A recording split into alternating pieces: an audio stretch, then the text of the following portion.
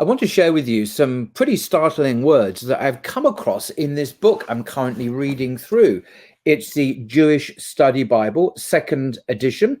It's published by Oxford University Press. On the back cover, it says it's a landmark one-volume resource tailored especially for the needs of students of the Hebrew Bible. And it's won acclaim from readers in all religious traditions. And it's basically a showcase of Jewish scholarship. Many of the world's leading Jewish scholars have written commentary and translation in this Jewish Study Bible. Now, I've read the Bible, the Christian Bible. I mean, here's my Christian Bible, the Holy Bible, New Revised Standard Version, and it includes what they call the Old and New Testaments. But of course, for Jews, it's just the Jewish Bible. They don't recognize a new text that supersedes the Torah. Now, why am I making a fuss about this? Because there's a statement in here in the commentary in Exodus, on Exodus chapter 5 and chapter 6, and I'll come to that in a second, which is really quite significant when we ask a basic question. Is the Torah we have today, the Torah in my Bible, is it the Torah that was originally given to Prophet Moses, upon whom be peace, or not? Or has it been corrupted or changed? In what is the relationship between our modern Torah and the Torah given to Moses? And this is a question that Muslims have traditionally had a lot to say, but I want to see what the leading Jewish scholars, the experts themselves, actually say about their own Torah. And there's a passage here, as I say, that really speaks to this. Once we've looked at that and some of the reasons they make this statement, I'm going to look at what the Quran says as well. So we're looking at Genesis, book of Exodus in the Torah. What is the Torah, by the way? The Torah is also sometimes known as the Pentateuch, and this refers to the first 5 books of the Bible, what Christians call the Old Testament. And this is the book of Genesis, of course, the first book of the Bible, Exodus, Leviticus, Numbers, and Deuteronomy. These are the Pentateuch, the Torah, the core text, the revelation given by God, from God to Prophet Moses. This is what Muslims and Christians and Jews, of course, believe. All of us believe in the Prophet Moses, upon whom be peace. But is the Torah we have today the same Torah as was given to Prophet Moses? This is the question. So in this book, as I say, the Jewish Study Bible, which I'm reading through, fascinating read, by the way. If you want a world-class scholarly introduction to the Torah, which not just utilizes the latest scholarship, biblical scholarship, but also often references the Talmud as well. The Mishnah is a Jewish commentaries on the Torah. So you get this wonderful complex interweaving of Jewish commentary, Jewish tradition, and the latest biblical scholarship, historically informed critical scholarship. It's a fascinating read. And of course, it's not Christian, so they're not constantly bringing in Jesus into bits of the passage. Jesus is not really mentioned at all in the Torah, according to the Jewish understanding. Anyway, back to what I was saying. So in the book of Exodus, the second book of the Bible, God speaks to Moses. And we have these amazing stories of the plagues that God sent to on Pharaoh, of course, because Moses and Aaron went to Pharaoh because God had told them to go to Pharaoh, basically saying, God has told us, let our people go so we can worship him in the desert. Let us out of Egypt. Let my people go is basically the statement that Moses / Aaron give to Pharaoh. Of course, Moses says no, or then he says yes, and then changes his mind and doesn't really let them go. So God sends all these plagues, terrible plagues you can read about, onto the Egyptians, basically, to Pharaoh, his household, and the Egyptian plagues or frogs and locusts and death and dark sky and all sorts of things. Anyway, the point for our interest is in chapter 6, and just a couple of verses which are really, really significant. Now, this is something that the Jewish Study Bible picks up on and introduces the reader to, us as the viewers and listeners too, and it's really significant, I think. So chapter 6 of book of Exodus, verse 2 and 3. God spoke to Moses and said to him, I am the Lord. I appeared to Abraham, Isaac, and Jacob as El Shaddai, but I did not make myself known to them by my name. I also established my covenant with them to give them the land of Canaan, the land in which they lived as sojourners. Now, why is this significant? Just repeat this verse. I appeared to Abraham, Isaac, and Jacob as El Shaddai, but I did not make myself known to them by my name. Now, the word name after this in the Jewish Study Bible, it has some Hebrew words, Hebrew letters, I should say, the consonants, and it's a note at the bottom saying this divine name is traditionally not pronounced. Instead, Adonai, the Lord, is regularly substituted for it. Now, the word in Hebrew, which is not pronounced, is conventionally understood to be Yahweh, although we don't really know for sure how it's pronounced. But this is how conventionally we understand the pronunciation, Yahweh. So, straightforward enough, you think. So this is the passage. I've highlighted the bit that I'm now going to read in the commentary, and this bit here, there is the actual translation of the Hebrew. In the commentary, it says the following on for verse 3. YHVH, or Yahweh as we conventionally call it, is the same God who, under the name of El Shaddai, made a covenant with Israel's ancestors. And there's a bunch of references we can look up if we wanted to. And he now intends to fulfill that covenant. And then it quotes the verse, but I did not make myself known to them by my name, Yahweh. And then the commentary continues. They did not experience the full power that is expressed by the name Yahweh, as Israel now will.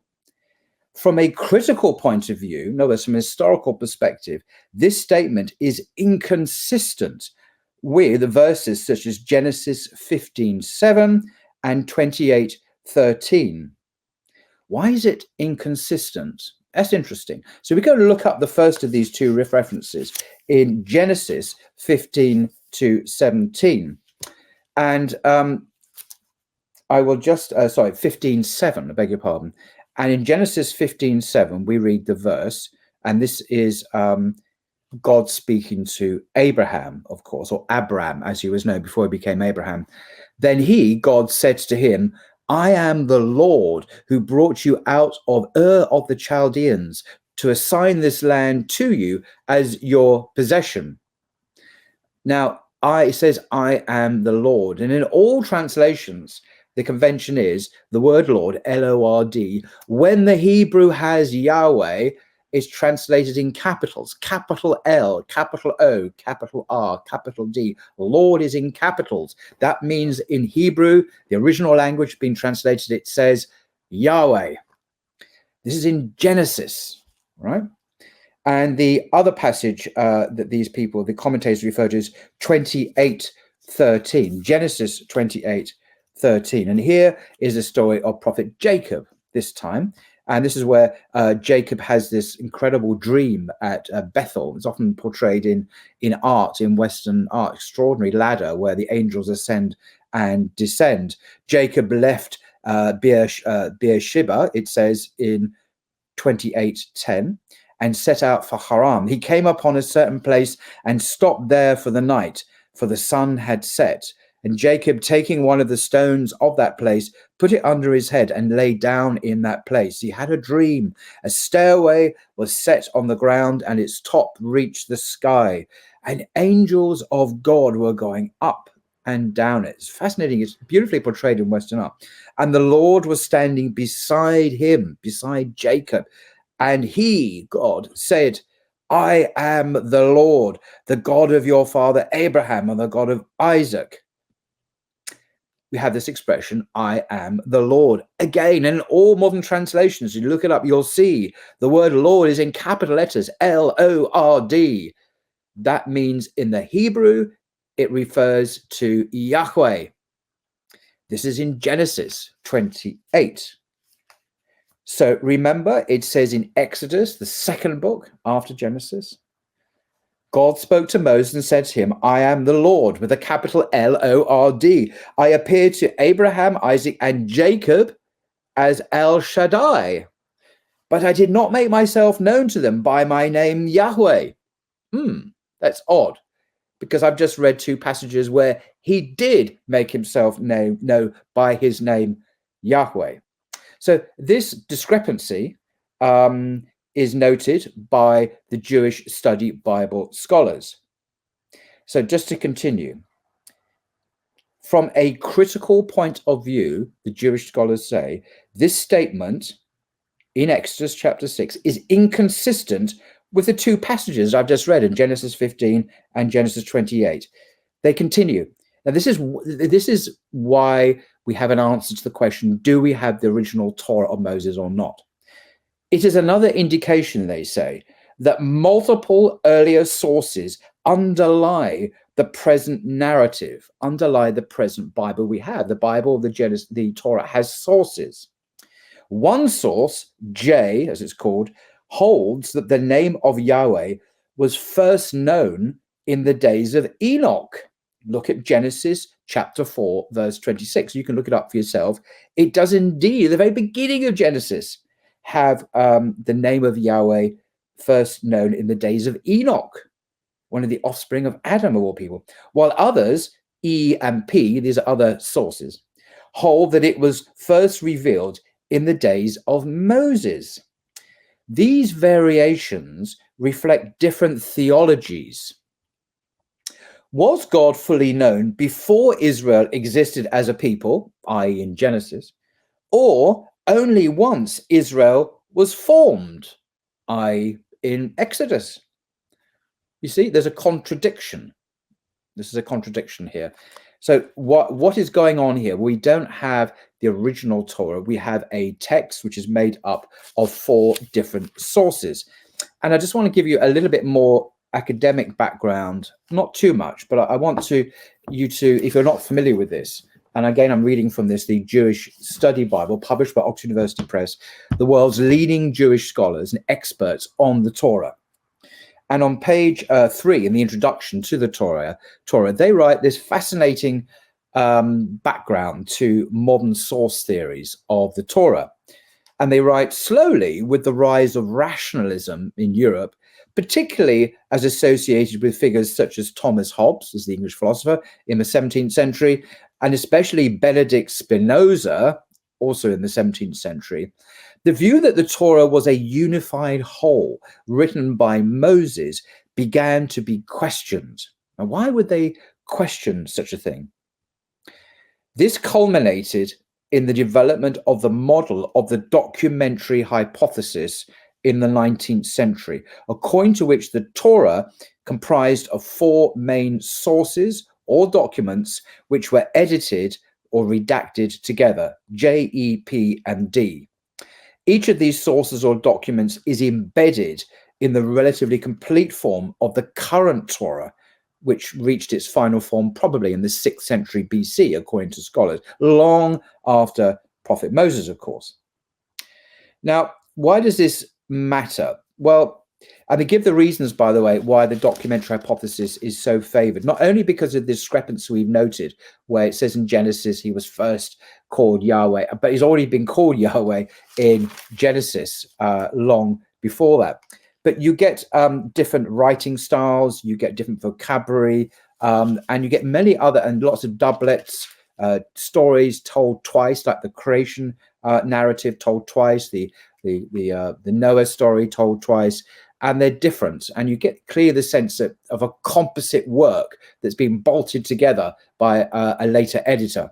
So clearly it's not by one person on that critical reading. So, okay, so the Torah we have today, according to the scholars themselves, and these are not the only people, Christian scholars in the mainstream Christian scholars have long known this, of course.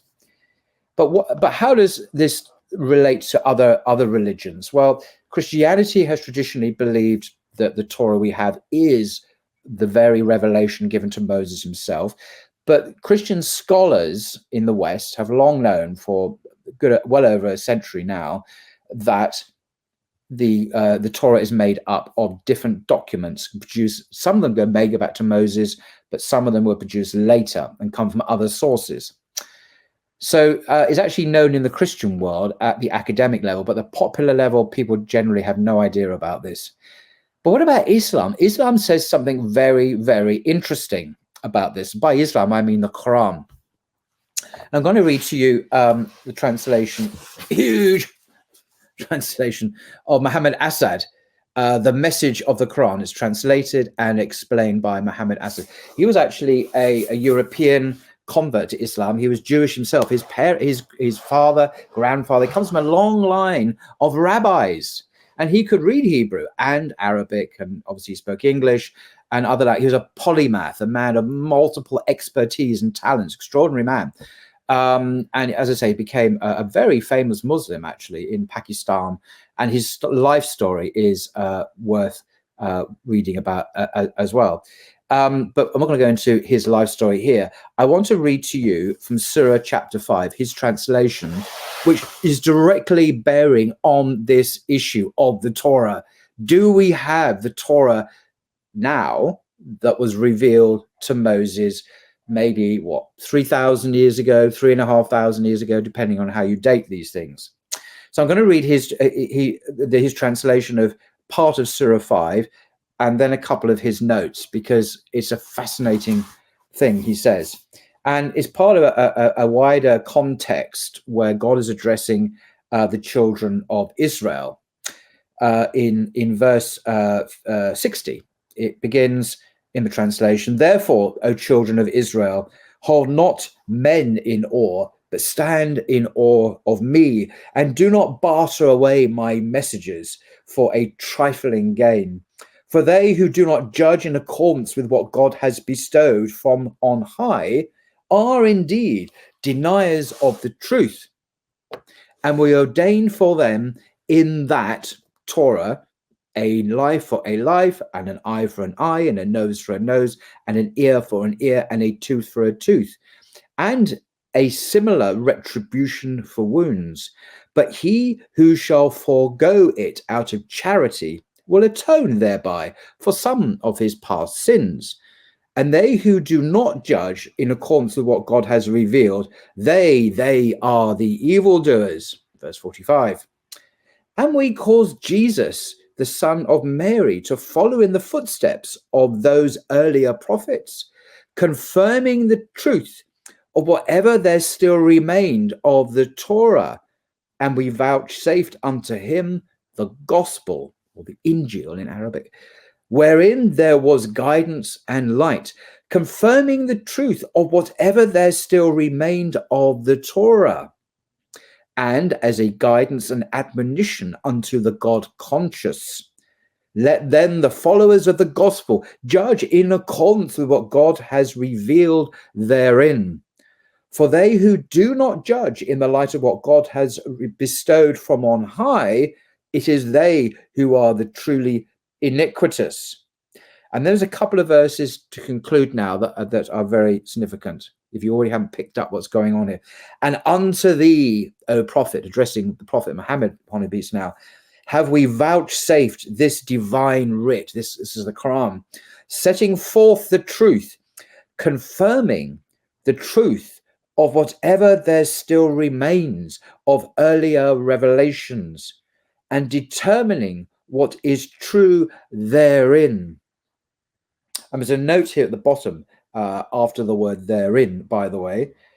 The participle muhaymin in Arabic is derived from the quadrilateral verb haymana.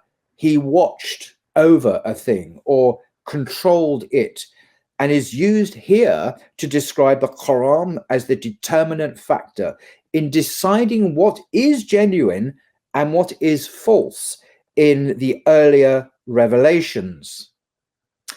Then God continues in the translation, "Judge then between the followers of earlier revelation in accordance with what God has bestowed from on high, and do not follow their errant views, forsaking the truth that has come unto thee." End quote. So isn't that amazing? So according to the Quran, it certainly states that Moses, upon whom peace, received the Torah, but the implication is that we don't have it in its fullness, in its complete purity, and just as it was in today's world. Why?